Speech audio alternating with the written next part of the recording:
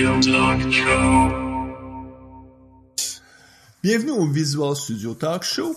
Le podcast, on discute d'architecture logicielle avec les technologies Microsoft. Mon nom est Mario Cardinal et à l'animation, je suis accompagné de Guy Barrette. Bonjour Guy. Hey, bonjour Mario, ça va bien mon cher? Oui, je vais très bien. Ça fait longtemps qu'on n'a pas enregistré en soirée. Parce que, en tout cas, avec la COVID, on se retrouvait souvent enregistré dans la journée, mais on revient un peu à nos habitudes du début, enregistrer des podcasts en soirée avec des invités, bon, encore là. Oui, quand ça donne, quand l'horaire de tous et chacun se coordonne, donc... Tout à fait. Puis on s'entend des fois quand on a des invités européens, ben là on enregistre beaucoup plus en matinée parce que eux, en soirée, ça serait en plein milieu de la nuit. C'est moins évident. Oui. Écoute, Guy, je poursuis sur mes questions qui entourent ta formation parce que là, les mois passent. Est-ce que ça continue à avancer? Ben oui, en fait, la dernière fois que je l'ai mentionné, j'avais lancé ma formation Docker Kubernetes sur Azure. Maintenant, je viens de lancer une version pour un petit cloud provider qui s'appelle Linode. Donc, tout petit cloud provider, mais quand même qu'il y a des centres de données un petit peu partout sur la planète, même à Toronto. Et puis, en fait, c'est une façon intéressante là, d'apprendre Docker Kubernetes avec un cloud provider, mais qu'il n'y a pas tout il y a pas 150 services là, qui sont compliqués à apprendre et maîtriser. Là, quand on démarre Kubernetes là, sur Linode, là, c'est quelques clics, 4 clics maximum, là, puis on vient de créer un cluster. Donc, pour les gens qui veulent apprendre, mais pas dans un environnement qui est compliqué comme AWS ou Azure ou même Google Cloud. Puis j'en ai sorti aussi une version là, qui est les fondamentaux, là, les fondements. Là. On parle juste dans cette formation-là de Docker, de Kubernetes. On va pas dans un cloud provider. Donc, à prix totalement dérisoire. Là, donc peut-être le genre de formation que tu pourriez recommander peut-être à votre gestionnaire, si jamais il se pose des questions, qu'est-ce que c'est ça, ou à tout qui voudrait comprendre un peu plus, mais à plus haut niveau, donc les fondamentaux, ça pourrait être intéressant. Ouais. Écoute, Guy, moi, je suis très, très, très content du sujet de l'émission aujourd'hui. On va parler de GitHub Copilot. Et avant d'enregistrer, on parlait, notre invité est Régis Fred, donc... et on parlait avec Régis quelques minutes parce qu'on se connaît vraiment pas du tout. Des fois, on a des invités qu'on connaît bien, mais là, c'est quelqu'un qui est nouveau pour nous. Et en discutant avec lui, on lui expliquait comment ça fait déjà depuis que le service est lancé en juin. Puis moi, j'aime toujours m'intéresser à ce qui est nouveau. Et j'avais tout de suite dit à Guy, il faut faire une émission sur Copilot. Et malheureusement, j'ai pas été capable d'avoir une invitation, Guy non plus, donc on se retrouvait à dire faut trouver quelqu'un, et là on est très heureux parce que on a réussi à rentrer en contact avec Régis Fred. Bonjour Régis. Allô Mario, salut Guy, merci beaucoup pour l'invitation. Hey, fait plaisir, ça va bien? Ça va très bien ce soir, merci. C'est nous qui te remercions de vouloir bien partager avec nos auditeurs ton vécu avec Copilot. Régis, je suis un peu intimidé parce que ben non, mais rien que ça peut arriver à l'occasion.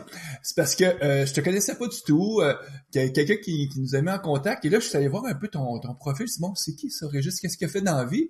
Et là je découvre, waouh, écoute, tu as travaillé sur des beaux produits ou des beaux projets. Puis à quel âge tu as commencé à faire de l'informatique? Est-ce que c'est le profil j'ai commencé à 8-9 ans, ou tu as plus découvert l'informatique sur le tard? Ah non, j'ai découvert l'informatique sur le tard. Hein. Pour vrai, là, moi, en fait, tu sais, j'avais commencé des études à 18 ans là, de mathématiques pendant 1 an, et puis ça a été la catastrophe parce que j'ai vraiment haï ça. Et là, j'avais un ami qui m'a dit l'année prochaine, je vais en études d'informatique. J'ai dit bah je te suis parce qu'en fait, je l'aimais bien et je savais pas du tout dans quoi je m'embarquais. Et s'en est suivi 6 ans d'études. Voilà, dans le domaine pour finir par un master en informatique. Parce qu'à l'époque, t'étais en Europe, t'étais en France, je crois, hein? Alors c'est ça. En l'occurrence oui, mais je suis allé quelques années en Angleterre aussi pour passer mon master justement d'informatique là-bas. OK. Donc j'ai été en France, j'étais en Angleterre et dans d'autres pays aussi. Là, ce qui me permet de voilà, c'est là que j'ai un peu appris à en fait surtout la logique, on va dire, qui est appliquée à l'informatique plus qu'un langage en particulier. À l'époque, hein, on avait fait du C, du C++, du Java que j'ai jamais retouché depuis. Donc mais c'est vraiment ça a donné, je pense, d'excellentes bases d'algorithmie et de logique qui me servent tous les jours aujourd'hui en fait. Mm-hmm. Donc Parce que, si je comprends un peu ton profil, tu es vraiment un programmeur, on pourrait dire web, mais full stack, c'est-à-dire qui fait autant le back-end que du front-end, et qui a découvert, ou en tout cas qui programme avec le web. Est-ce que tu as commencé immédiatement en PHP ou si tu as passé par le HTML de base initial? Ou en tout cas... alors pour ceux qui connaissent, j'avais même fait du C# à l'époque, etc. Mais j'ai surtout embrayé sur PHP il y a de cela quand je suis arrivé à Montréal en fait il y a 12 ans à peu près là, je cherchais à shipper, on va dire, donc livrer mes idées le plus rapidement possible en fait, parce que j'avais des tonnes d'idées de projets que je voulais faire et je trouvais que j'avais essayé Ruby à l'époque aussi, etc. Il y avait la naissance de Ruby on Rails là qui était venu, j'avais fait du Python aussi un peu, mais je trouvais que il y avait rien qui était bien documenté, qui était simple à entrer et puis surtout qui demandait le moins de maintenance serveur possible en fait à l'époque là. Surtout il n'y avait pas tous les platforms as a service qu'on a aujourd'hui là, il y avait rien du tout. Donc à l'époque c'était vraiment limite du FTP là, tu sais qu'on utilisait. Donc moi j'avais vu qu'avec PHP c'était le plus simple en fait, donc je suis entré dans ce langage là que je connaissais pas et je me suis dit c'est tellement simple en plus. PHP à l'époque, le langage à l'époque était vraiment horrible là. Aujourd'hui je pense qu'il a de belles lettres de noblesse là, qu'on lui donne pas assez de mérite, mais en tout cas à l'époque voilà, j'ai commencé comme ça et ça m'a permis vraiment de tester rapidement mes idées tu sais d'applications web, parce qu'au final moi ce que je voulais vraiment faire c'était des produits qui aident les gens là, donc c'est toujours ce que j'ai fait et ce que je suis en train de travailler dessus particulièrement là en ce moment. Donc c'est des idées qui aident les gens et ce langage me permet de livrer rapidement de la valeur sans trop me prendre la tête, d'autant plus qu'il y a une énorme communauté depuis le début en fait sur PHP. C'est un langage très populaire avec lesquels on a fait de belles applications par ailleurs, hein, Facebook, Mailchimp, etc. Donc c'est pas petit là, ça peut supporter la charge aussi quand on sait l'écrire. Maintenant, c'est vraiment par souci de praticité, on va dire, que j'ai choisi ce langage-là. Ça me permettait, à l'époque, hein, il y avait pas vraiment la notion là de MVC, etc. Là, donc c'était du HTML dans du PHP, c'était vraiment horrible. Mais bon, aujourd'hui, c'est beaucoup plus propre et tout ça, la manière dont on fonctionne. Mais c'était voilà, par souci de praticité. Ouais, parce que tu utilises la version Laravel, je pense, de PHP. Exactement, Laravel depuis pas mal d'années maintenant. Je pense que Laravel avec Symfony là, ils ont extraordinairement contribué au succès de PHP et puis à la maturité de ce qu'on voit aujourd'hui. Ce qui est extraordinaire avec Laravel, c'est d'une part la documentation qui, je pense, est parfaite, et puis j'en connais plein des documentations de langage là. Après, c'est sûr qu'il y a aussi la documentation des langages Microsoft est remarquable également. Mais tu sais, pour un produit comme ça qui est backé par personne à la base, hein, s'il y a juste une seule personne derrière Laravel au début, maintenant ils sont plusieurs, il a tout de suite misé sur une documentation extraordinaire, et c'est ce qui a fait en sorte que le langage devienne, enfin que ce framework plutôt devienne aussi populaire, c'est la documentation. Et ensuite, il y a une communauté qui est née autour de ça, qui est hallucinante. Bref, il y a NPM et tout ça, mais pour le monde PHP, c'est Composer qui existe. Là, il y a une quantité de packages qui sont tellement matures, solides, fiables et diversifiés en fait, qui fait que aujourd'hui et je fais régulièrement le tour des frameworks justement pour voir qu'est-ce qui me permettrait d'aller plus vite. Aujourd'hui, j'ai du mal à voir un écosystème de langage qui est plus adapté pour livrer rapidement une application web. C'est hallucinant tous les packages qui est autour de Laravel et de l'écosystème là-dedans.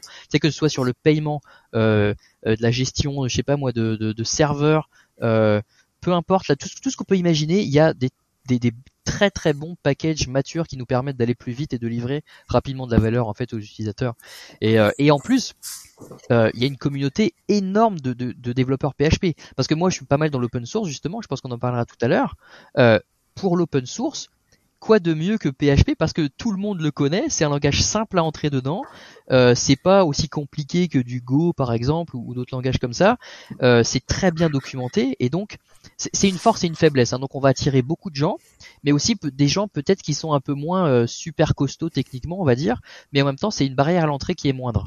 Donc étant donné que moi je m'attaque à des outils open source, je veux qu'il y ait le plus de monde possible qui comprennent facilement, qui surtout maintiennent ça le plus facilement possible, parce que quand on fait naître un projet comme ça, ce qui est intéressant, c'est d'avoir le moins de soucis de maintenance possible, surtout quand c'est open source, parce que on a un métier à côté là, donc on fait ça le soir et le week-end, et donc ça prend beaucoup de temps. Donc le moins de maintenance on a à faire, le mieux. Et ce langage me permet ça en fait. Ça me permet de vraiment faire ce que je veux, c'est-à-dire livrer un produit cool que les gens vont aimer utiliser et qui va aider la communauté en fait. Donc bref, une lettre d'amour à PHP. Donc PHP c'est vraiment ton langage pour tout le développement du côté serveur. Tout à fait. Mais là c'est par contre la réalité moderne maintenant c'est qu'on fait des progressive web apps, on fait des single page applications. Voilà. Là PHP t'aidera pas. Donc, alors, qu'est-ce que tu utilises du côté client? Alors, ça c'est un très bon point. Effectivement, il y a tous les SPA, là, le single page app, etc., là, qui naissent, qui sont très gourmandes.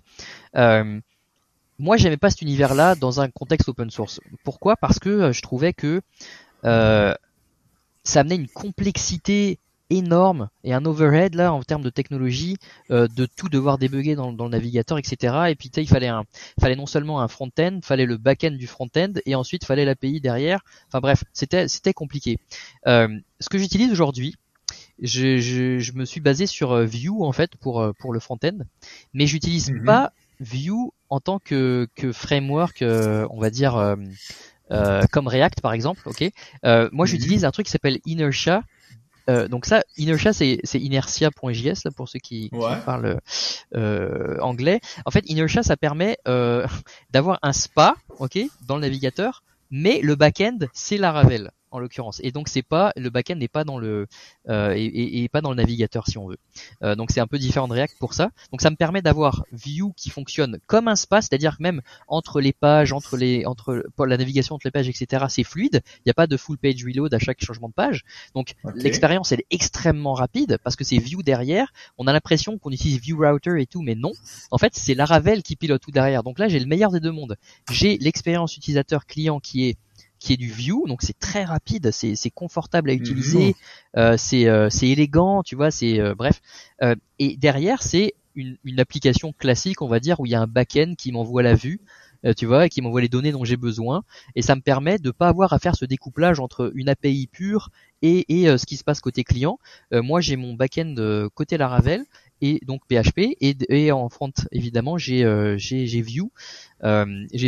Pour le prochain projet, je pense que je vais utiliser, je sais pas, j'hésite en fait à refaire un truc full Vue là, mais en tout cas c'est toute une discussion super intéressante sur la complexité. Parce qu'encore une fois, mon choix est motivé par la simplicité de débugage et de maintenance sur des projets à long terme. Moi mes projets, ça fait des années que je les maintiens et ça prend tellement de temps, ça pourrait prendre tellement de temps si on fait des choix technologiques trop complexes, on se mord la queue pour l'avenir.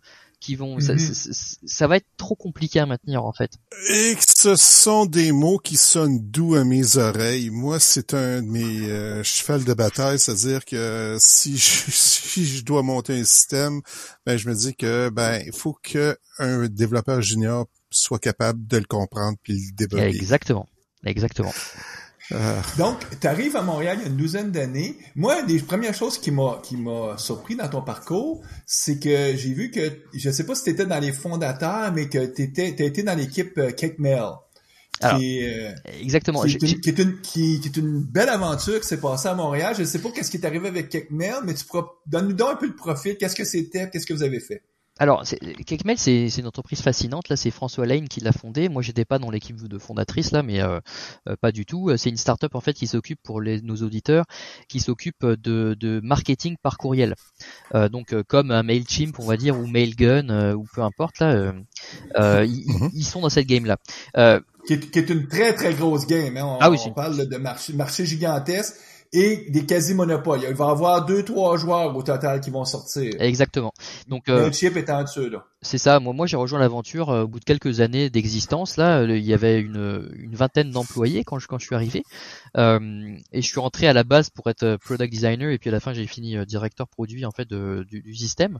Je suis resté quand même 4 ans là-bas. C'est une aventure humaine absolument formidable. Hein. Il faut savoir que la plupart des développeurs qui étaient là-bas ont aujourd'hui rejoint de grosses compagnies. Tu sais, on parlait avant que la mission commence de développeurs à Montréal connus, pas connus, mais en l'occurrence on a eu des gens de Kekmel qui ont implémenté par exemple GraphQL chez GitHub. Par exemple, on parle de gros postes là, de gros profils. Donc en fait, avec cette petite équipe là, on a réussi à créer. Je vais faire juste un petit aparté. Oui. Depuis les années 1970, il y a toujours eu du monde à Montréal qui ont fait des choses majeures en informatique, à un tel point que nous, Guy et moi, on était proches de Microsoft, mais même les gens chez Microsoft nous disaient à Montréal, il y a une pépinière. Ils ont jamais su trop expliquer comment ça se fait que il y a toujours eu une créativité. Bon, on le sait, tu sais, le Cirque du Soleil est un bel exemple de la créativité qui peut exister là, dans notre communauté québécoise. Donc, ça l'amène aussi qu'au niveau logiciel, ça se passe aussi. Donc, je t'ai interrompu, je te laisse reprendre. Donc c'est ça. Et nous, en fait, pendant mes années, en fait, on a créé une nouvelle version, si tu veux, de l'outil. Hein. Donc, on est passé de la V2 à la V3, où on a refait entièrement le back-end, on a fait tout le front-end, on s'est arrangé de créer un nouvel engin pour, on va dire pour les revendeurs, parce que Kekmel c'est une entreprise de reseller, comme on dit. Donc, c'est-à-dire que on offrait à d'autres partenaires la possibilité de devenir vendeur de marketing par courriel. Donc, c'était vraiment le cœur du marché à l'époque. Donc 4 années formidables justement où on a fait grossir le produit, on avait autant de clients locaux, surtout québécois que pan-canadiens et ensuite nord-américains, au Brésil aussi. Enfin bref, il y avait toute une communauté aussi en Europe par ailleurs. Ça fait de cela 7-8 ans que j'ai quitté l'aventure, mais j'en garde de très bons souvenirs. Je pense que François c'est un très bel entrepreneur québécois justement, qu'on n'entend pas assez malheureusement, qui mériterait d'être plus sur le devant de la scène. Quand tu quittes, est-ce que là tu as décidé de migrer vers Silicon Valley parce que tu t'es retrouvé, je crois, chez GitLab. Est-ce que je me trompe? Tout à fait. Après, je suis allé chez GitLab. Non, j'ai pas quitté pour la Silicon Valley. Moi, je suis bien au Québec là. Donc, l'idée c'était de rester au Québec. Et j'ai travaillé. C'était mon premier poste, comme on dit, remote là, à l'étranger là. Donc, j'ai embarqué dans l'aventure GitLab. C'est ce qui m'a donné en fait la connaissance et la compréhension de l'univers open source vraiment. Tu sais, on le connaissait l'open source, mais GitLab c'est un outil 100% open source avec une version communautaire et une version entreprise. Moi j'étais chef de produit à ce moment-là de la version entreprise. On était juste 2 chefs de produit pour genre 150 développeurs, vous imaginez la difficulté de la chose. Et donc mon rôle au quotidien c'était justement de gérer les clients entreprises, mais j'ai vu comment la puissance de la communauté open source pouvait aider un produit d'entreprise à devenir très mature, à devenir et à prendre de l'avance sur son concurrent qui était GitHub en l'occurrence.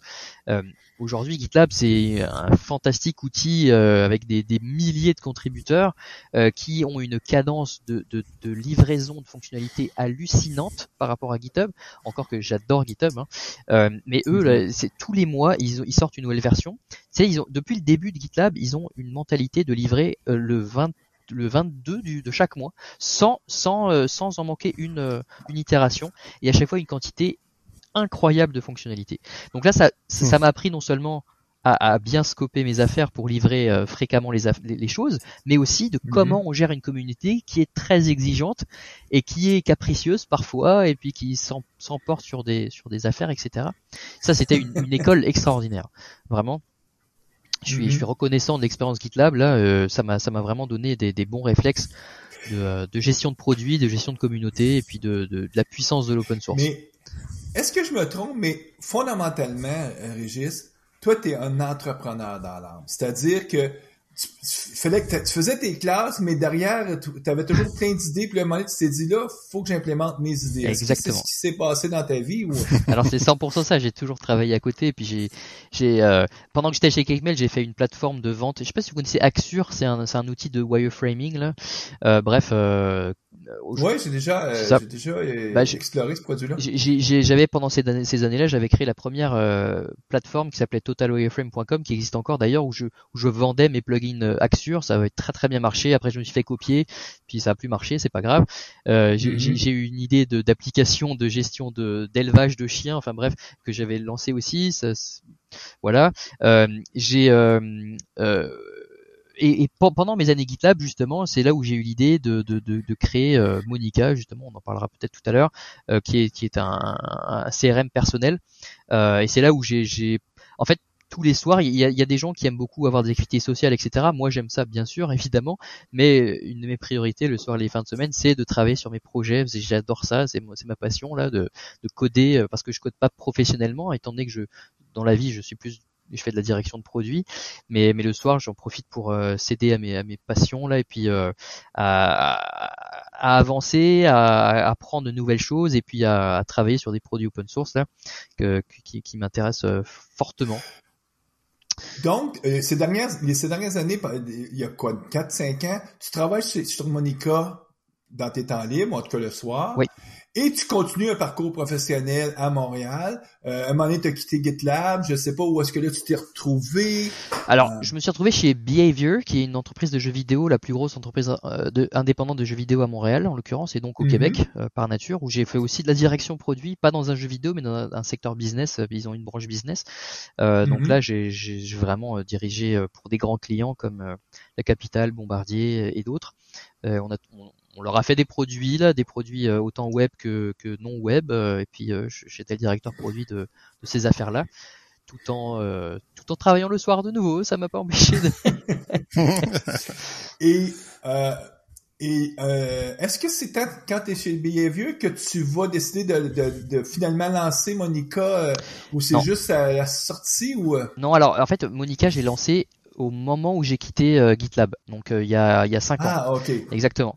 Donc là, j'avais travaillé dessus pendant 2 ans et demi, complètement à l'aveugle, c'est-à-dire exactement ce qu'il faut pas faire, n'est-ce pas? C'est-à-dire, j'ai demandé l'avis de personne, j'ai travaillé dans mon coin, j'ai pas du tout, on va dire, fait des études de marché ou quoi que ce soit. J'avais cette intuition que ça pouvait marcher, tout simplement, parce que j'utilisais pour ma part un CRM personnel aussi. Donc un CRM personnel, qu'est-ce que c'est? Mettons, étant donné que j'ai une faible mémoire des noms et des gens, bah moi j'ai besoin d'avoir de l'aide, personnellement en tout cas, pour me rappeler que telle personne que j'ai rencontrée a une femme qui s'appelle un tel, ils ont des enfants de tel et tel âge, leur préférence alimentaire c'est ça, et puis j'ai fait une activité il y a 3 ans et demi de pêche avec eux. Enfin bref, évidemment pour des amis proches, c'est pas la peine de noter tout ça, mais pour des contacts professionnels ou des gens qu'on voit beaucoup moins souvent mais qu'on apprécie, c'est un aide-mémoire. Voilà, et donc moi j'utilisais des CRM payants, mais pur business pour faire ça, et j'aimais pas. Donc je me suis dit, bah pendant que j'étais chez GitLab, j'ai commencé à coder là pendant 2 ans là sur ce truc là, et le jour où j'ai quitté GitLab, je me suis dit, bah tu sais quoi, je vais le mettre sur open source, je vais le lancer sur Hacker News. Hacker News, je sais pas si vous connaissez, c'est un forum là de nouvelles informatiques, très très très populaire, qui a été lancé par Y Combinator, qui est un des plus gros VC, ou en tout cas programme d'accélérateur à la Silicon Valley. Donc moi j'ai lancé sur ce forum là en toute naïveté, hein, vraiment, je me suis dit voilà, je vais le lancer parce que voilà, un jour faut que je le sorte en fait. C'était même pas prêt, mais je l'ai sorti quand même. Et là j'ai posté ça à 9h du matin, voilà. Et puis je suis revenu à 10h30, et là c'était devenu la top story de la journée, et c'est resté la top story pendant 3 jours, ce qui n'était jamais arrivé sur Hacker News. Donc c'est la 10e story de tous les temps la plus vue sur Hacker News. Et là je me suis fait bombardé de courriels et de messages sur les réseaux et de propositions de financement par des VC. Enfin bref, ça a été la folie, cette histoire-là de lancement de Monica en fait. Et la communauté sur GitHub a explosé à ce moment-là. Et bref, et l'aventure Monica a commencé en fait. Ça a vraiment été un tournant, on va dire, dans ma petite carrière là. C'est là que ça a commencé. T'as dit non au VC, mais t'as quand même continué à faire avancer Monica. Aujourd'hui, Monica, c'est pas 2 ou 3 personnes là, qui ont téléchargé. Là. On parle de milliers de personnes. Là. Monica aujourd'hui, là, si on regarde 5 ans après, c'est un des plus gros repos PHP sur GitHub et de loin. On a une image officielle Docker. Alors pour information, en fait, notre image Docker, elle avait été téléchargée 13 millions de fois en fait par la communauté, et Docker nous a contacté pour nous demander si on voulait avoir une image officielle supportée par la compagnie Docker, en l'occurrence. Et il y en a pas tant des images officielles Docker. Il y a Red Hat, il y en a quelques-uns, et il y a Monica, parce qu'on a dit ben oui, on veut ça. Donc là, ils ont certifié notre image, et c'est presque comme recevoir un trophée quand ah oui, alors mais ça c'était incroyable. Moi j'ai reçu ça. J'ai expliqué ça à ma blonde. Bon voilà, elle n'a pas compris à quel point je trouvais ça extraordinaire, mais elle m'a soutenu. Elle était très contente pour nous, évidemment. Mais c'est vrai que pour les non-initiés, on comprend pas ce que c'est. Mais pour ceux qui savent ce que c'est, moi je trouvais ça extraordinaire. Comme mon petit projet là se retrouve finalement avec une image Docker. Après, maintenant je suis pas seul. J'ai un coéquipier avec moi, Alexis, qui est lui qui travaille en France. Mais on est deux maintenant vraiment qui sont les mainteneurs de ce projet-là, et c'est grâce à lui qu'on ait cette certification, parce que lui il est DevOps. Moi je le suis pas. Je sais que je connais un peu, tu sais, mais je suis pas DevOps par profession, donc j'ai moins de connaissances que lui. Mais donc c'est ça. Donc on a des millions de downloads sur Docker. On a à peu près 40 000 serveurs, je pense, qui traînent en ce moment dessus, mais de connus, parce que ce que l'aventure GitLab a montré, c'est que un des trucs les plus importants, c'est de respecter la vie privée des gens. Donc en fait, sur notre image Docker et toutes les autres manières d'utiliser Monica, on a des paramètres qui permettent d'empêcher qu'on sache les installations. Donc on pense qu'il y a pas mal de gens qui ont dit qu'ils veulent pas être qu'on veut pas les traquer en fait, en l'occurrence. Donc on a aussi notre propre version qu'on héberge nous-mêmes sur monicahq.com là, et cette version là, on a des dizaines de milliers d'utilisateurs tous les jours qui utilisent le produit. Donc c'est quand même finalement assez gros. C'est un service SaaS là, c'est un software as a service. Exactement. En fait, il est open source, complètement open source, donc n'importe qui peut l'utiliser. On a des milliers de forks du repo sur GitHub. On a d'ailleurs 13 000 stars. On a des centaines de contributeurs.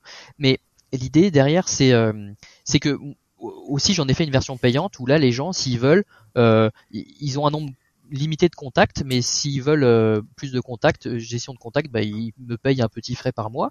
Sinon, moi je les encourage, je l'ai même mis sur le site web. Si vous me faites pas confiance, je vous invite à utiliser tous ces autres moyens où vous pouvez l'installer vous-même sur votre serveur. Et d'ailleurs, je vous encourage à le faire, parce que au cas où, si nous on se fait pirater, au moins vous ferez pas pirater. Donc, alors évidemment, on a tout mis en place, évidemment, pour pas qu'on se fasse pirater, bien sûr. Mais si les gens me contactent souvent, là, je reçois beaucoup de mails chaque semaine, ils me demandent est-ce que c'est vraiment sécuritaire. Je leur dis, nous on fait tout pour que ce soit sécuritaire, mais si vous voulez vraiment que ce soit sécuritaire, mettez-le juste sur votre ordinateur et branchez pas internet dessus en fait, et comme ça ce sera sécuritaire. Et là il y a personne qui viendra vous voler vos données, donc voilà. Ouais, mais tu vas être très difficile d'entrer en contact avec le reste de la planète par contre. C'est ça le problème, hein. Les êtres humains, on aimerait ça peut-être être seul sur notre île, mais après peu de temps seul sur notre île, on se dit c'est un peu plate ici, ce serait le fun d'avoir d'autres êtres humains. Donc c'est parce que vivre, c'est quoi? C'est un peu le plaisir de la rencontre, hein. Exactement, complètement. Parce que c'est Jean-Paul Sartre qui disait l'enfer c'est les autres, mais le bonheur aussi c'est les autres. Donc il y a comme une espèce de dualité, ou en tout cas il y a quelque chose qui est un peu on fera pas de la philosophie ou de la 5 cents. Revenons à notre sujet. C'est ça. Régis, donc Monica, impressionnant. Et là, dernièrement, dans ces dernières années, t'es rendu chez Québecor, qui est vraiment une grande entreprise qui fait pas juste des communications au Québec. Tout à fait. Donc, t'es dans la division numérique chez Québecor. Exactement, je suis dans la division numérique, je suis directeur produit d'un écosystème, d'un nouvel écosystème là qu'on a lancé il y a de cela 1 an et qui va continuer dans les prochaines années, qui s'appelle Cube. On a déjà des premières itérations de ça avec Cube Music, Cube Radio, on a TVA+, qui est basé sur la technologie Cube. Et d'autres choses s'en viennent extrêmement excitants. Donc là, on est vraiment à la croisée. Juste en termes de produits, c'est passionnant. On est à la croisée. En fait, on n'est pas à la croisée, mais on est sur le chemin de rendre Québecor une entreprise totalement numérique avec de belles longueurs d'avance là dans l'industrie. C'est un projet extrêmement ambitieux et dans lequel je suis très content très content de participer en fait. Ouais. Donc pour nos auditeurs européens qui connaîtraient peut-être pas le groupe québécois, on pourrait comparer un peu avec un grand groupe de communication en France. Je sais pas que t'es vraiment plus familier avec moi, mais donc c'est pas gouvernemental, c'est privé. C'est privé, tout à fait. Donc ça serait plus comme écoute, ce serait, je dirais, un mix. Si on est éditeur français, par exemple, ce serait un mix de France Télévisions avec le groupe Lagardère qui possède toute la presse et la radio. Là, c'est un peu ça. Ça fait autant. Aux États-Unis, moi, je pense à Comcast qui est peut-être un peu un comparatif.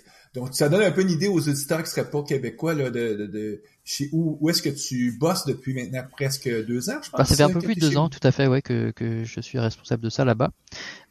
Donc on travaille, c'est ça, c'est purement, c'est web et applicatif, hein, donc application mobile, aussi application sur les télés. C'est un très gros écosystème produit, beaucoup de gens qui travaillent dessus. Donc une mission passionnante. Qui m'a donné moins de temps pour travailler sur mes projets, mais qui me permet, mais je arrive quand même à trouver du temps le soir pour travailler dessus. Mais je trouve intéressant que dans la journée, t'es comme un niveau très stratégique, très stratège, et le soir, je suis exécution. Ben là, t'as quand même ta vision stratégique parce que tu dis, bon, je veux faire un produit, mais là, tu te mets les deux mains jusque dans la boue en disant, ben là, si le produit faut qu'il existe, ben faut qu'il y ait quelqu'un qui le programme et j'ai pas les moyens financiers de m'engager une ordre de programmeur, donc je vais le programmer.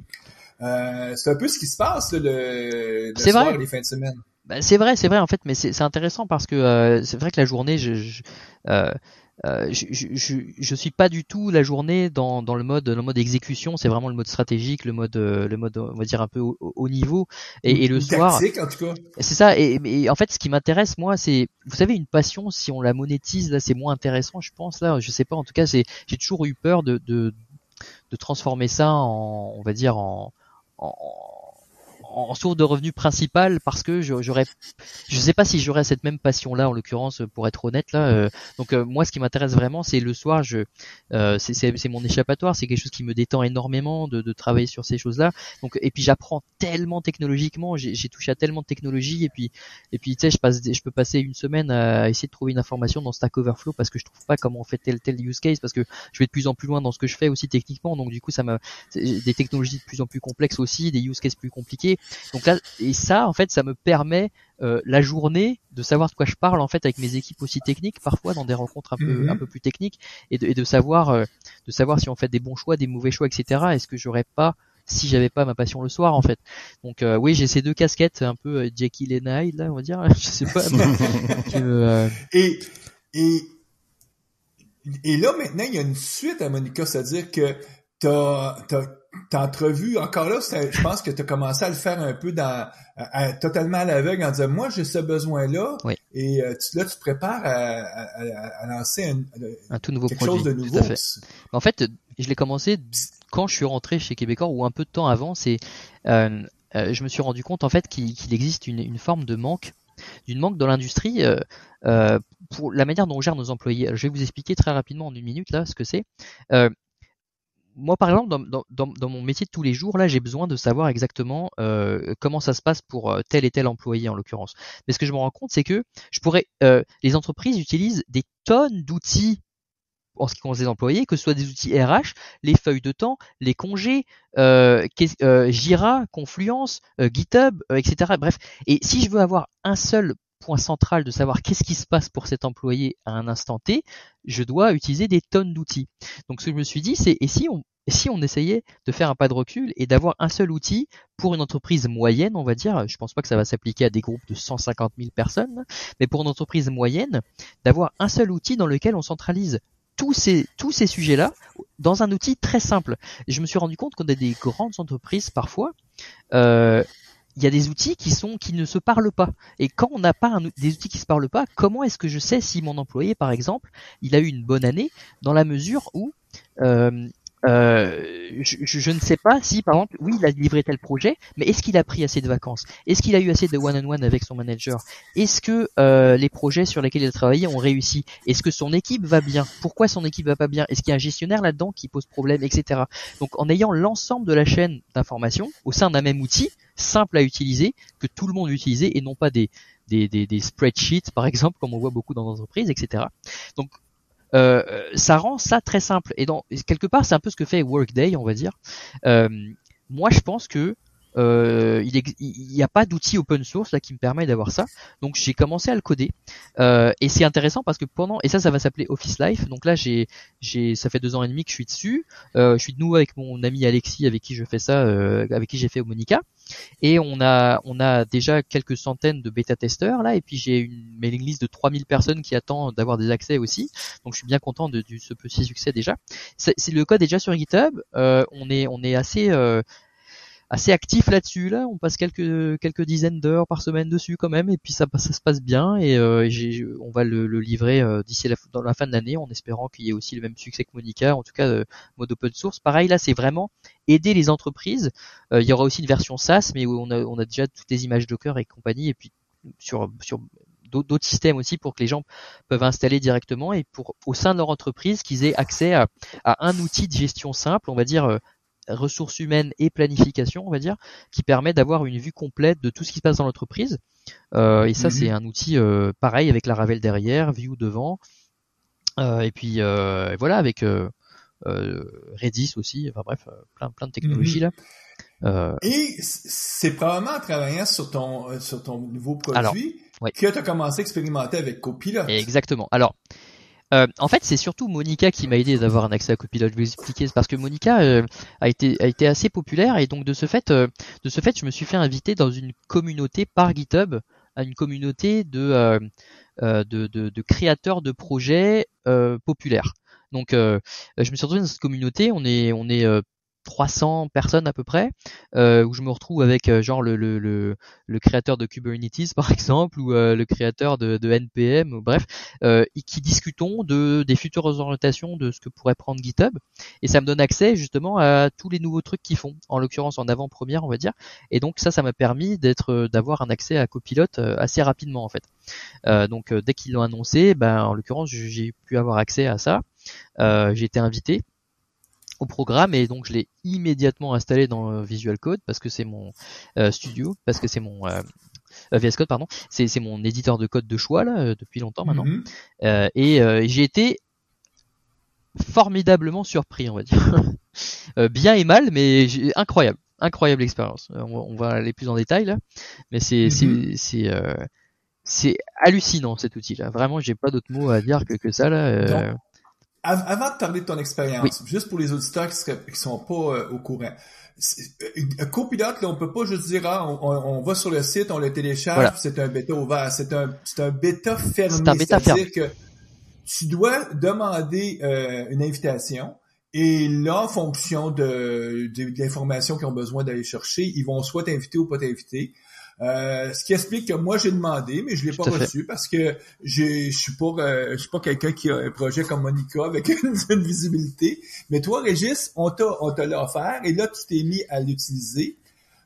Donc dès le mois de juin, donc ça fait à peu près 2 mois maintenant que tu l'utilises. C'est ça, exactement, c'est ça. En l'occurrence, pour les auditeurs, il faut aller sur GitHub, chercher GitHub Copilot dans Google, et vous allez voir que en fait il y a une page où vous pouvez sign up, et puis là vous allez être mis sur une liste d'attente.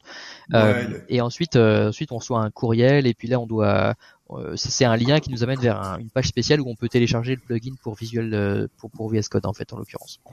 C'est ça, parce que c'est un plugin que tu installes dans ton VS Code. Et ça c'est exactement, c'est un plugin, mais ça demande une clé d'API. Donc vous pouvez installer le plugin déjà là, mais si vous n'avez pas la clé d'API, ça ne fonctionnera pas. Donc ça prend cette clé d'API là, parce que à terme ils veulent le monétiser, hein, ce plugin là. Donc peut-être qu'il y aura une version gratuite pour les projets open source, j'imagine. Je sais pas comment ils vont gérer ça, mais le plan à terme, c'est justement de monétiser ça et de le rendre payant. Malheureusement ou heureusement, je ne sais pas là, mais dans la discussion. Tout à fait. Puis, mais en gros, j'ai pas du tout regardé qu'est-ce que c'est Copilot. Oui, alors, si on pouvait le résumer en une phrase ou deux, ça serait quoi? Alors, c'est un plugin qui auto-génère du code pour vous, et ça se base sur le contenu du fichier courant ou du projet courant. Donc c'est ça auto-génère du code. Pense à autocomplete, Guy, mais sur stéroïde. C'est ça, exactement.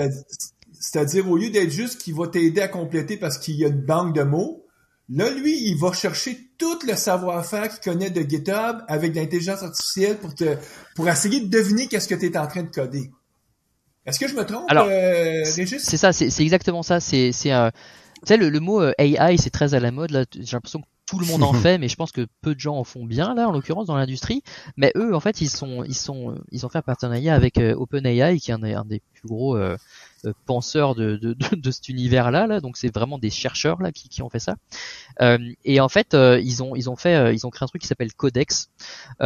Et ce système-là, Codex, en fait, c'est un réseau de neurones là, neuronal. Là. Je suis pas très très familier avec comment ça fonctionne là, mais et en fait, cet outil-là qu'ils appellent Codex, ils l'ont entraîné, hein, c'est un moteur de neurones, ils l'ont entraîné avec tout le code public qui était sur GitHub.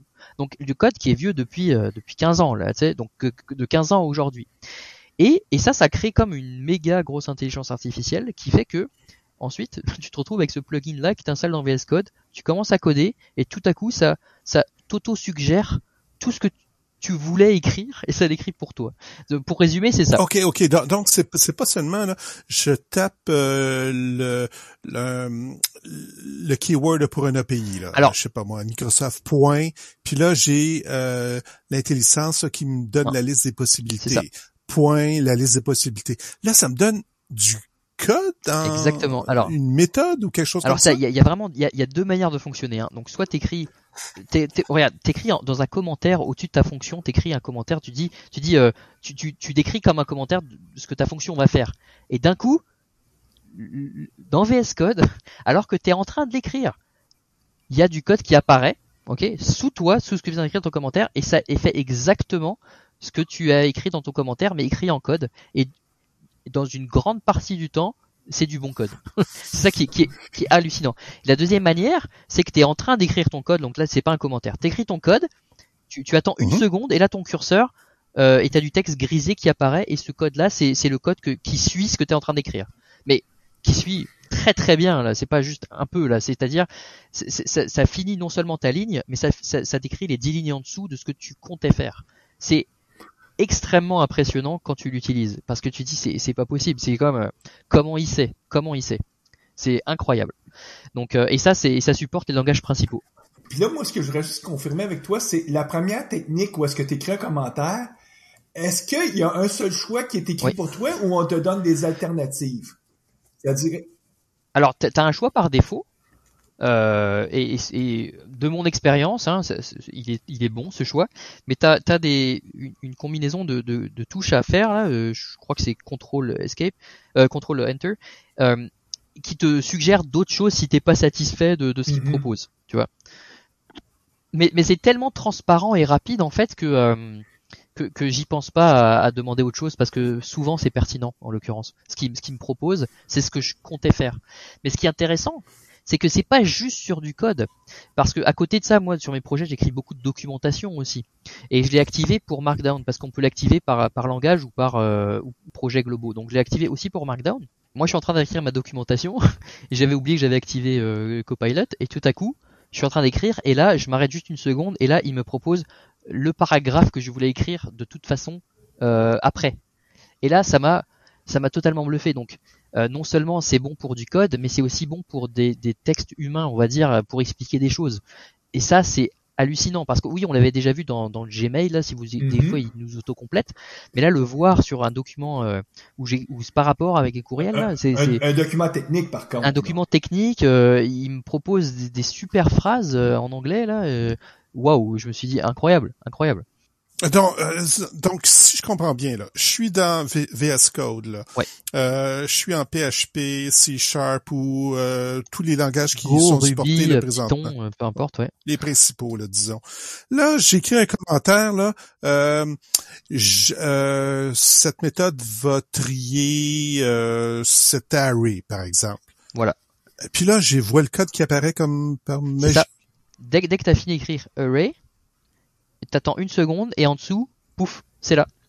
En fait, alors, et du coup, dépendamment du thème que tu utilises, le code chez moi il est grisé un peu, et j'ai juste faire tab et il existe, et le code est là. Et donc, ça change complètement le paradigme du programmeur. Donc, ça veut dire que mais c'est dangereux aussi. On pourra en discuter des dangers. Ouais. Mais grosso modo, je suis en train d'écrire, ça me suggère du code. J'ai juste à confirmer que c'est juste en fait. Ce qu'il a. Donc j'ai plus à penser, ok, il faut que je passe ma boucle for, machin, mes variables et tout. Non seulement il écrit bien les variables comme je les écris moi en plus, c'est-à-dire avec les défauts que je peux avoir ou les ou les qualités. Bah, il a pris mon style de code là et puis il le fait et ma fonction est écrite. Alors bien sûr ça marche mieux sur des petites fonctions que sur des grosses fonctions. Mais si c'est une petite fonction et le commentaire il est clair de ce que je voulais faire, genre ça peut être aussi bête que écrire ce fichier dans ce texte. Cette fonction écrit le fichier dans le texte et là, pouf, ça m'écrit dans le langage, mettons en PHP, ça écrit la fonction que je voulais. Ouais, je reviens à mon exemple de code qui trie un array. Ouais. Il n'y a pas réellement de valeur ajoutée à ce type de code-là, donc c'est correct d'aller chercher quelque chose qui existe déjà. Donc, peut-être je l'aurais même fait via Google ou sur Stack Overflow pour sauver un petit peu de temps.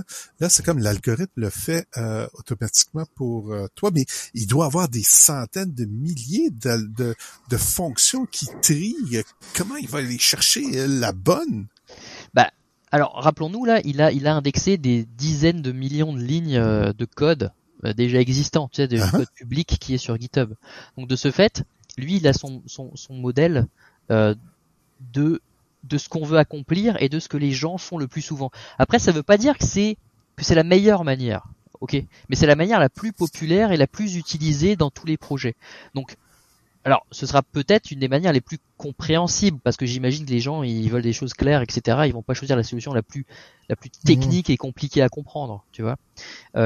Donc c'est comme ça qu'il va savoir. C'est comme ça qu'il va savoir que le code qu'il a besoin de faire par rapport à ce besoin qui est exprimé, c'est comme ça qu'on doit le faire. Mais c'est parce qu'il se base sur le nombre d'occurrences qui a été fait là-dessus. D'accord. Et aussi sur ton projet à toi. Si c'est quelque chose que tu as déjà peut-être écrit ou en tout cas sur le projet courant, lui il l'utilise aussi, tu sais. Mais c'est comme ça qu'il en comprend la pertinence en fait. D'accord. Et est-ce qu'il y a moyen de donner comme une note, comme un rating là sur ce qu'il nous propose pour dire hey, est-ce que tu me proposes là c'est de la merde là ou Non. c'est bon, c'est parfait. Alors dans le plugin en ce moment, il n'y a pas ce moyen-là de dire non ça c'est nul ou ça c'est bien là en l'occurrence. Okay. Mais je me rappelais d'un chiffre que j'avais vu là justement quand ils ont introduit la fonctionnalité, c'est que ça donnait une bonne réponse à peu près 30% du temps. C'est-à-dire la bonne réponse environ 30% du temps. Ça veut quand même dire que 70% du temps statistiquement, ils se trompent un peu. Cela dit, ce qui est vachement intéressant avec ça, c'est pas tant qu'il te donne la réponse parfaite, mais c'est qu'il peut-être peut te guider à comment atteindre l'objectif que tu veux l'atteindre, tu sais. Parce que des fois tu peux bloquer ou tu sais etc. Mais moi je le vois pas tant comme le truc qui va coder pour moi, mais comme le truc qui va me faire gagner du temps en fait. Parce qu'il y a des choses comme dire répétitives ou tu sais. Mais c'est un petit peu la même chose quand on fait quand mettons je cherche ma fameuse fonction qui fait un tri là. Je l'ai pas en tête, je veux pas me casser les béquilles, je fais une petite recherche sur Google, je tombe sur quelque chose, je la copie. On puis tombe ensuite, sur une page, c'est une question Stack Overflow. Ouais, mais ce que je vais faire, je vais prendre le code, je vais pas l'utiliser tel quel, je vais le modifier, je vais l'adapter à mes besoins. C'est un petit peu la même chose qu'on doit faire avec Copilot là. Bah clairement oui, mais après ce qui est fascinant là-dedans, c'est parce que moi j'utilisais un peu d'autres plugins qui me faisaient ça. Il y en a un qui était assez populaire qui s'appelait Tab9. Je sais pas si vous l'aviez utilisé, mais celui-là, mais c'était un peu, c'était pas tout le temps pertinent en fait. Mais ce qui est le game changer là de Copilot, c'est que c'est tellement souvent pertinent en fait, et c'est tellement souvent correct ce qu'il me propose. Tu sais, moi je suis pas à 30% de correct, tu sais, je suis plus à 70% du temps que c'est incroyable à ce qu'il me propose en fait, et que c'est bien écrit, c'est fin, tu vois, c'est vraiment le code que j'aurais écrit moi en fait en l'occurrence. Donc et c'est ça qui est, je trouve révolutionnaire dans cette technologie là en fait, c'est la pertinence de ce qu'il me propose, tu sais. Alors oui, c'est vrai que j'aurais pu aller parce que tu sais sur comment dire. Mais tu sors pas ton contexte là, t'es encore dans ta zone. Mais alors de 1, mais le pire c'est que tu sais dans Stack Overflow, tu as du code que tu vas devoir non seulement trouver quelque chose qui ressemble à peu près à ce que tu veux, et en plus tu le copies et après tu dois le modifier. Ouais. Là t'es en train d'écrire une phrase qui correspond exactement à ton contexte à toi, ok? Et avec des mots à toi, lui, les variables qu'il va trouver, ça correspond aux variables du contexte que tu étais en train d'écrire en tant que commentaire. C'est ça qui est fascinant.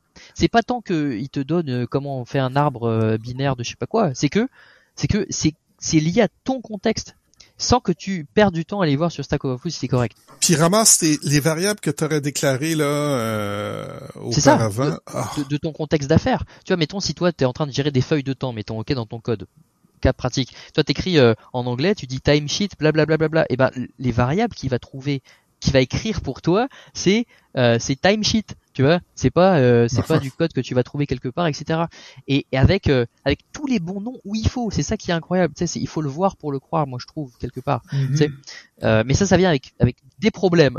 Mais on va mettre un lien vers il y a quelqu'un que je suis depuis plusieurs années qui s'appelle John Newell, donc c'est entre autres c'est la personne qui a inventé le terme screencast dans les années 2000. Et lui il utilise aussi Copilot depuis quelques mois. Et il a fait un screencast justement de son expérience. Dans son cas, lui, je pense que c'était du Ruby ou en tout cas, je me souviens plus quel langage qu'il utilisait, mais ça permet de voir un peu qu'est-ce que c'est. Mais par contre, de t'entendre le dire, mais juste c'est comme encore plus concret pour moi. C'est comme ok, donc. Mais là, ça me fait penser à deux choses là, présentement. Là. D'un, productivité, un gain de productivité incroyable, mais aussi paresse intellectuelle. Bah, probablement aussi. Et danger d'introduire des bugs, parce que si tu fais pas attention, tu vas mettre du mauvais code, parce que tu dis ok c'est correct 90% du temps, mais imagine les 10% si tu fais pas attention, tu vas introduire des problèmes, tu feras même pas attention. Donc ça c'est le danger de ça. Je pense que c'est un des dangers, il y en a d'autres, mais un des dangers c'est ça. Ça c'est de faire que les gens deviennent un peu plus paresseux, en effet. Après ça se débat.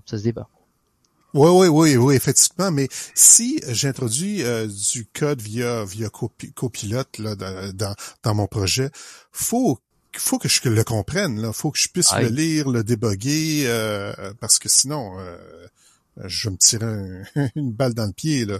Bah c'est sûr. Après, c'est pour ça que sont les tests aussi là, les tests unitaires par exemple, là, tu sais, qui devraient permettre de couvrir ça théoriquement là. Donc faut faire attention, c'est sûr. Moi à chaque fois que je l'utilise, mais pas souvent, mais je vérifie à fond ce qu'il a écrit pour éviter que ce soit justement du code compromis. Je suis sur la page justement de Copilot, puis c'est une des fonctionnalités qui disent que ça peut t'aider, c'est aussi à écrire tes tests. Parce que tu y mets en commentaire ce que tu veux que le test fasse, puis bingo, il t'écrit, parce qu'on s'entend, le code de test, c'est pas là où tu veux être très innovateur, hein. Tu veux juste faire du code qui fait la job, parce que à terme, ce que tu veux surtout pas, c'est créer du code de test qui a des bugs dedans, parce que là, mais c'est le danger aussi, parce que oui, ça t'aide à écrire les tests, mais si ça t'aide d'écrire des tests que c'est Copilot qui a écrit le code de toute façon, c'est dangereux. Moi, je pense qu'il faut être assez vigilant avec cette manière, avec cette technologie, et il faut trouver une espèce de safeguard là, je sais pas comment là, ok, aujourd'hui j'ai pas la réponse. On a accès à une nouvelle technologie qui a plein d'avantages, qui a des inconvénients aussi, où on n'a pas encore parlé, mais et on se dit ok, comment on va se protéger sur des projets open source, dans les entreprises, etc. de ça. Il faut pas oublier aussi que ça lit le code, forcément, tu vois. Donc oui, si on a du code vraiment privé, etc. Bah il faut faire attention, à ça, parce que ça va lire le code. En l'occurrence, le code qui est lu n'est pas envoyé localement, n'est pas envoyé à GitHub derrière là. Donc ça c'est correct quand même. Mais et puis le code qui suggère provient des centaines, des milliers de projets qui existent sur GitHub. Alors je dirais même de dizaines de millions en fait de projets sur GitHub. Et c'est ça. Et en fait quand c'est sorti, je sais pas si vous avez suivi, mais là il y a eu beaucoup de discussions, notamment sur Hacker News et autres, de soucis éthiques et légaux que ça contient, parce que il y avait quelque chose sur le code de Doom ou d'un jeu. Il y avait une méthode là, qui était unique à un produit, un jeu quelconque, là, je me souviens plus lequel, là, puis ça causait toutes sortes C'est de ça, parce que remous. c'est là où, tu sais, il y a du code qui est public, donc par exemple des licences GPL, mais c'est pas comme MIT. Tu sais, les licences GPL, c'est-à-dire tu as le droit de l'utiliser, mais par contre, si tu utilises du code, ce code dans un truc propriétaire, il peut y avoir des, tu sais, il y a des contraintes Ah, là-dedans. c'était Donc là, ça. ça a indexé aussi du code GPL, parce que GPL, théoriquement, on a le droit de le lire, tu sais, on a le droit de le lire. Mais par contre, t'imagines si ça inclut du code d'un des repos GPL, tu sais, ou BSD3, etc. Tu sais, il y a plein de licences compliquées là, mais qui sont comme open source. Dans ton code à toi, qui est open source MIT, là, t'as pas le droit en théorie de le faire. Donc, je suis certain qu'ils ont des tonnes d'avocats pour voir comment régler ces discussions-là, mais ça pose ces questions-là de voir est-ce que t'as le droit de faire ça quand même? Est-ce qu'il faudrait pas limiter juste à du code MIT, tu sais, par exemple? Peut-être. Parce que ça veut dire que tu fais ce que tu veux avec. Donc c'est ça. Et puis après, après il y a potentiellement aussi des soucis éthiques là. Tu sais, est-ce que après en théorie, si tu mets du code MIT là, publiquement, c'est que tu t'en fiches de ce qu'on fait derrière. Tu sais, donc Ouais. voilà. Ça veut quand même dire que potentiellement, tu sais, du code pour la paix sur Terre peut être utilisé pour créer des bombes. Tu sais, théoriquement, tu vois. Ouais. Mais j'imagine que ça pourrait être réglé un peu comme dans les paramètres de recherche quand tu vas sur Google Search, Ouais. tu peux dire cherche par exemple des images qui ont des droits d'accès public, des choses comme ça. Donc tu limites un peu là, les résultats de recherche.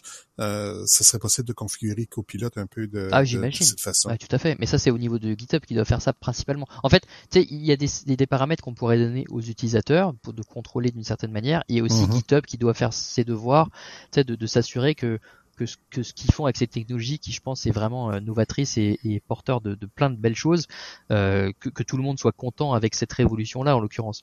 Tu sais.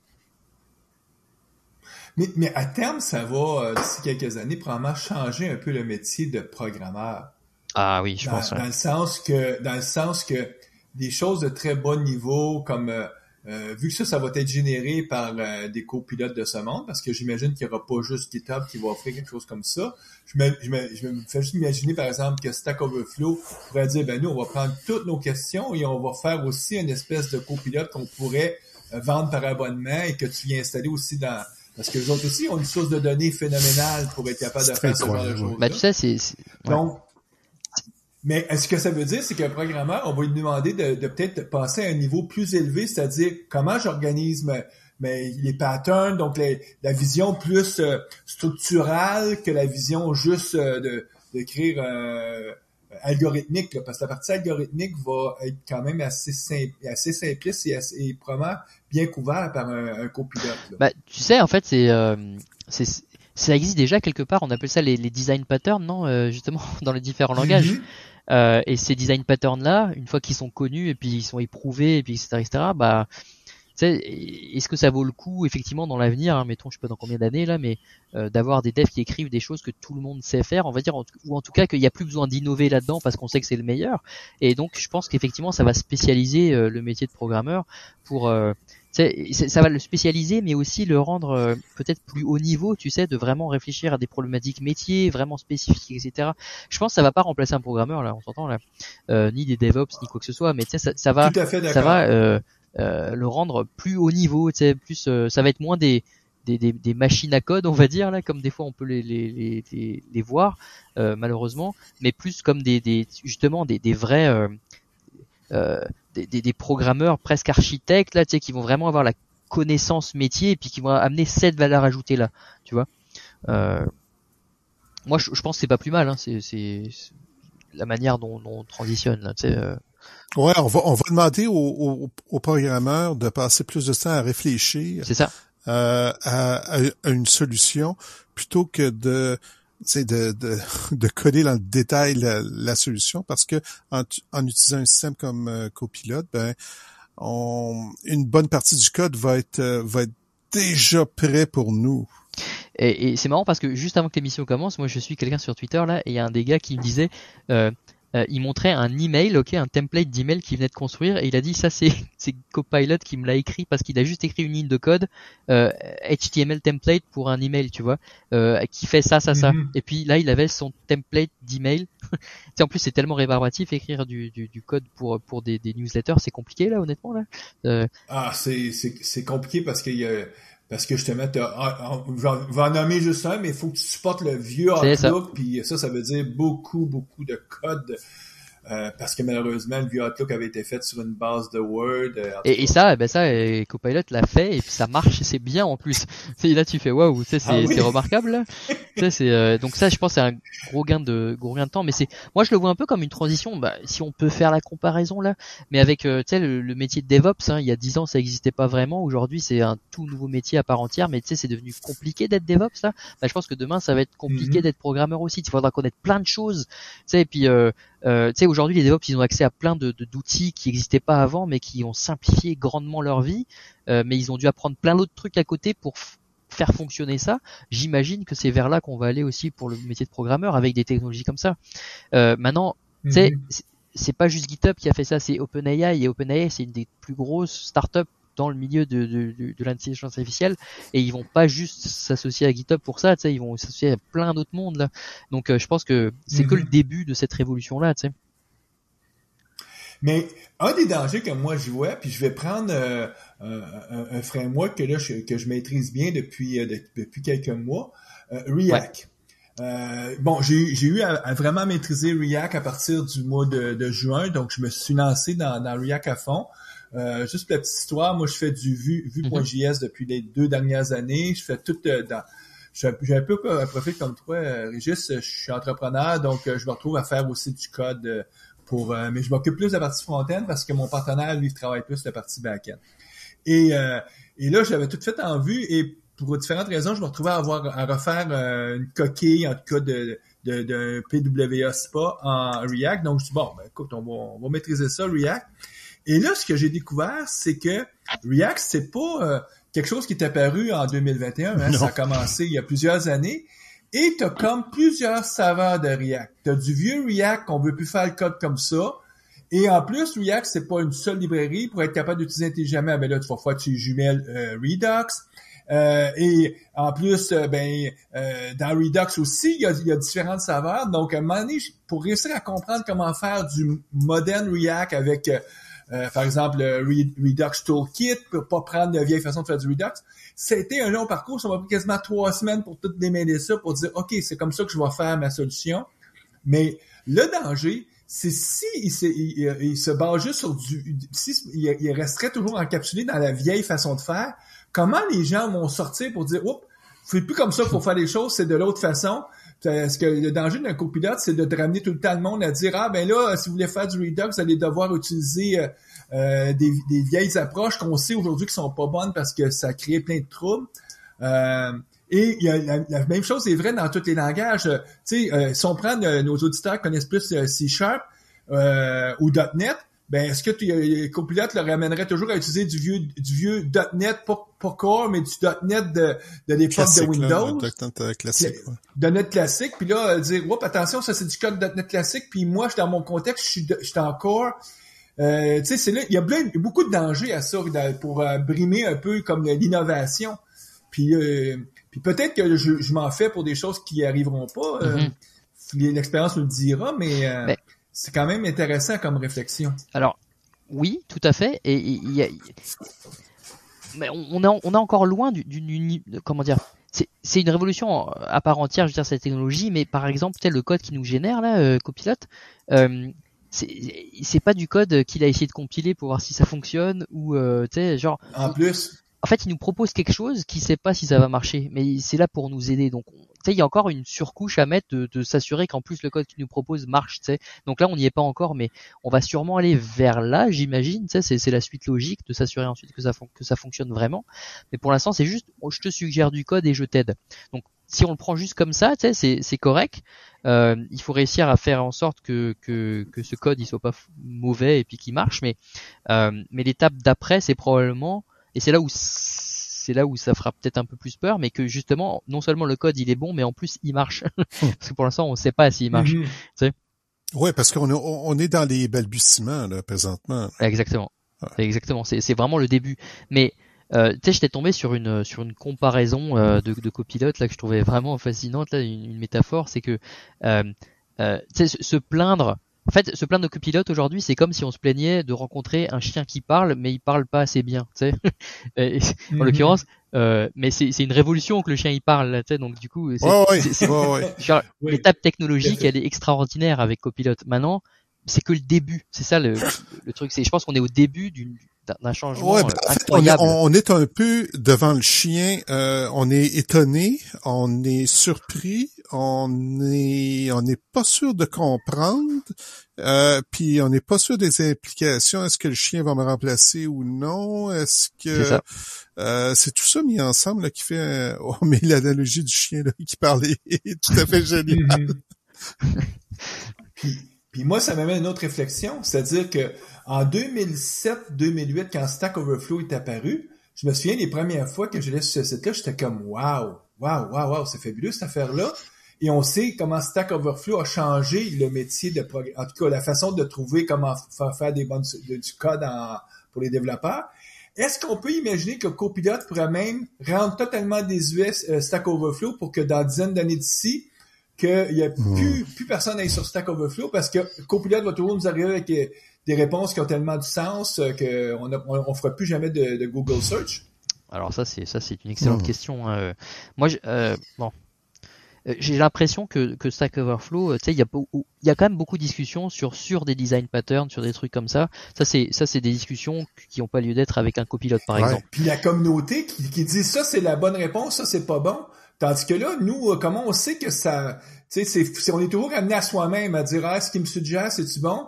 Tandis que des fois d'avoir le point de vue de 10 000, 20 000 personnes qui disent ça a du sens, parce que c'est une des premières choses qu'on fait là, quand on est sur Stack Overflow. On va voir la réponse qui a été votée, puis qui a, mettons, 3 000 ou 52 000. On dit, puis ça, c'est la bonne façon de faire, surtout, par exemple, en JavaScript. Ouais, un peu comme mon commentaire tantôt, là. Est-ce qu'il y a moyen de donner une cote sur le code qui est proposé? On peut le faire dans Stack Overflow. On peut pas le faire présentement. C'est pour ça que Stack Overflow serait encore mieux placé s'ils se font l'alliance avec OpenAI, eux autres aussi, avec Codex. C'est-à-dire que eux, c'est sûr qu'ils n'ont pas des applications comme peut avoir GitHub, mais ils ont des questions-réponses. Donc, c'est comme un autre chemin pour.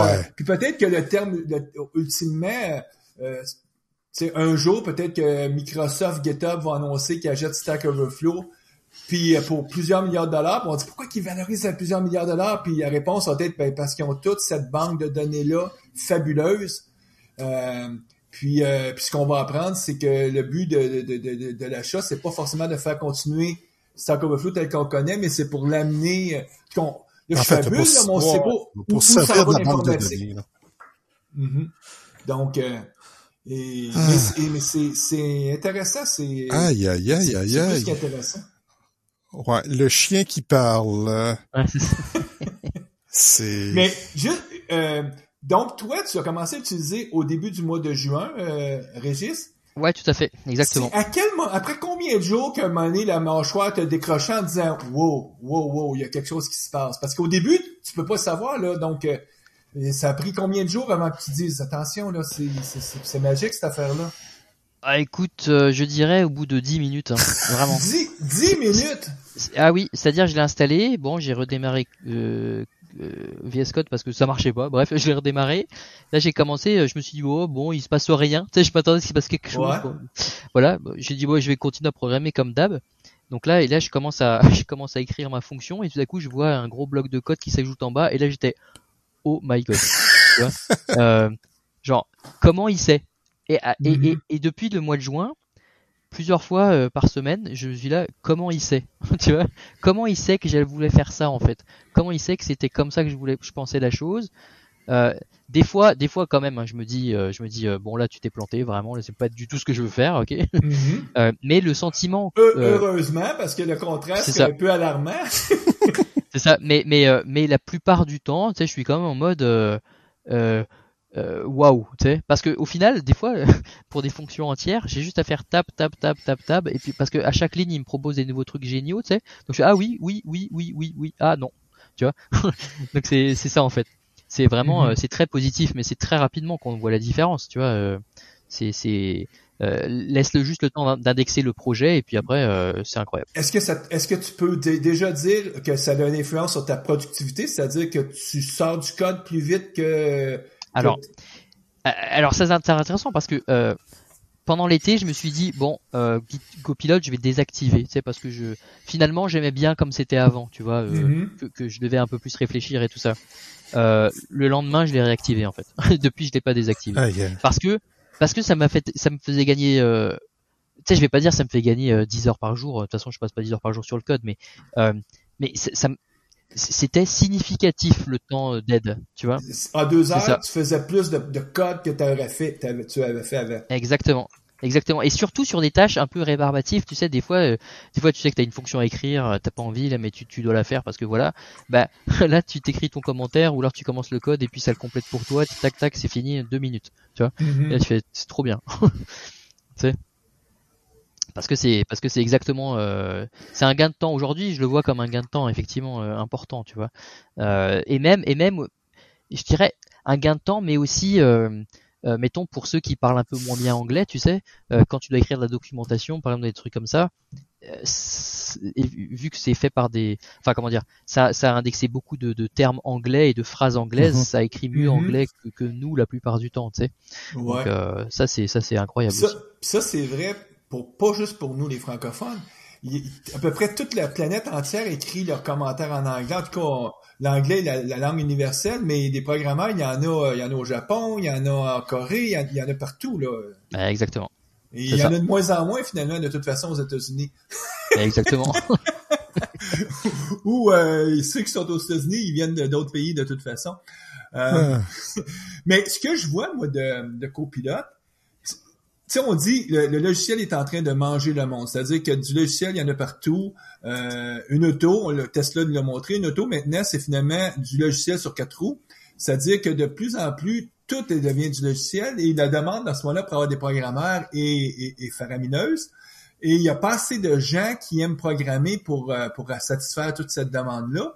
Mais là, avec des copilotes, ça va permettre peut-être à des gens qui peut-être auraient été moins enclins à vouloir programmer parce qu'ils trouvaient ça bête et stupide de chercher pendant 3 heures comment faire un algorithme de tri. Tandis que là, le code est fourni pour eux, puis ils peuvent travailler à plus haut niveau à des problèmes qui les intéressent plus, comme par exemple des problèmes d'affaires. Et à ce moment-là, on va peut-être être capable de pouvoir grandir le bassin de programmeurs. Qu'est-ce que tu en penses, Régis? Bah écoute, clairement, hein, je pense que ça peut être une des aides que ça peut nous apporter. J'étais en train de réfléchir pendant que tu disais que tu expliquais ça, que je me suis dit, est-ce que ça pourrait aider des développeurs juniors, mettons, tu sais, à devenir meilleurs, mettons. Là, je parle pas du parfait noob qui connaît pas du tout le code, mais tu sais, mettons les gens qui ont une petite formation et puis qui se mettent dans le code après, par exemple. Ou alors pour apprendre de nouveaux langages. Mettons moi, tu sais, je m'y connais bien en PHP ou Ruby et puis je vais essayer d'apprendre le Python. Ben je me dis, tu sais, en Python, ok, c'est comme ça qu'ils font chez Python, tu vois. Et puis là, je peux aller sur Stack Overflow après pour en dire, ok, qu'est-ce que c'était cette méthode X là que je comprends pas trop, tu sais, ou je sais pas quoi, mais ça peut aider ça, tu sais, ça peut aider de, tu sais, je sais qu'il y a des startups là ou même pas des startups, je veux dire des grosses compagnies là qui ont du mal à recruter, mettons dans un certain langage, tu sais, prends des gens d'autres langages qui sont similaires et puis fais-les amener avec ça et puis ils vont vite comprendre parce que de toute façon à la base il faut des notions d'algorithmie mais si tu les as, tu sais après c'est juste de la syntaxe mais la syntaxe si c'est Copilot qui te la donne cette syntaxe-là. Mais je reviens un petit peu à mon commentaire de paresse intellectuelle. Si t'es curieuse, le code qui va être proposé, ben tu vas le regarder. Tu vas l'examiner, tu vas apprendre de ce code-là et tu vas devenir un meilleur programmeur, une meilleure programmeuse. C'est ça. Si tu ne fais que utiliser le code qui t'est proposé sans le comprendre, sans tel quel, puis ça doit marcher, là tu t'améliores pas. Mm-hmm. Absolument, ce stade-ci de quand on fait une émission, c'est souvent Guy qui pose cette question-là. Il dirait, bon, mais là, on est convaincu, on veut démarrer, comment on fait? Mais là, même si vous êtes convaincu, puis vous dites, hey, on peut pas parce que le produit n'existe pas réellement. Mais ce qu'on vous dirait probablement, c'est rester alerte parce que, puis de toute façon, continuez à utiliser le podcast parce que le jour où ça va sortir, on va probablement vous dire, hey, vous pouvez aller chercher Copilot parce que je vais probablement, dans l'introduction avec Guy, lui expliquer que j'ai commencé à utiliser Copilot et ça vous donnera le hint que vous aussi, il est temps peut-être d'aller expérimenter avec ça. Et toi, Régis, ben, tu vas continuer. Je suis le chanceux à utiliser cette technologie-là. Et... En attendant, oui. Exactement. Je suis désolé pour nos auditeurs qui n'ont pas encore accès, mais soyez patients. Je pense que, tu sais, il doit y avoir tellement de demandes, vraiment. Mais les échos sur la toile, en tout cas des gens que je respecte beaucoup, ce qu'ils en disent, c'est tellement élogieux que tu dis, wow.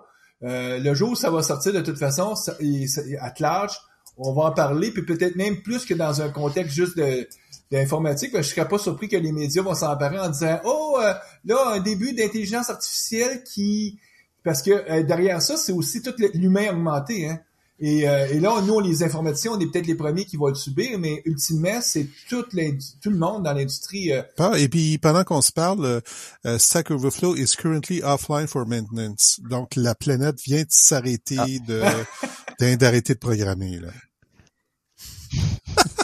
Ouais, ben, c'est peut-être une bonne chose. Faut quand même qu'il y ait des pauses de temps en temps. Mais c'est vraiment rigolo ce que tu dis, parce que c'est vrai que quand Stack Overflow est pas là, souvent tu fais comme, bon, ok, ils vont me trouver quelque chose d'autre à faire, mais je continuerai pas mon code parce que c'est pas vrai que je vais retourner à la vieille façon. Allons faire un café. Et Mike. Oui. Régis, c'était une discussion fort intéressante. Oh wow, oui. Absolument. Bah merci à vous, passionnant effectivement. Ouais. On a eu fait une longue introduction parce qu'on voulait quand même donner un bon portrait de qui tu es. Puis peut-être qu'il y a des auditeurs qui vont dire, ben là, ils vont-tu parler de Copilot, On espère que quand on s'est mis à parler de Copilot, que vous avez dit, ça valait l'attente. Enfin. Et ben nous, vu que nos auditeurs, en tout cas la majorité sont des informaticiens, on va leur sauter bonne programmation. Et on va les revoir le mois prochain pour un autre Visual Studio Talk Show. Donc, à la prochaine. Au revoir. Merci à tous, à la prochaine.